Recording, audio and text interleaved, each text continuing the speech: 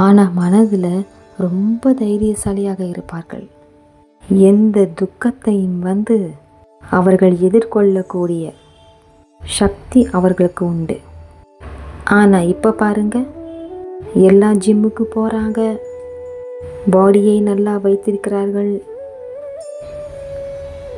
தலையை ட்ரிம் செய்து கொள்கிறார்கள், அழகாக இருக்கிறார்கள், வயதான கூட கருப்பையை அடித்துக் கொள்கிறார்கள்.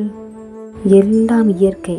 உள்ளுக்குள்ள உள்ள ஆரோக்கியமே கிடையாது. மனது ரொம்ப பலவீனம். அதனால் நிறைய பேர் மாத்திரையை போட்டால் தான் தூக்கமே வருது. கலிகாலத்தில் மிக பெரும் எதிரி நம் மனது தான். அர்ஜுனா, உன் மனது தான் உன் எதிரி. உன் எதிரி வெளியவே கிடையாது, உன் மனதுதான் எதிரி. அப்படி ஆத்தியாத்மிகம், மன பிரச்சனை பெரும் பிரச்சனை.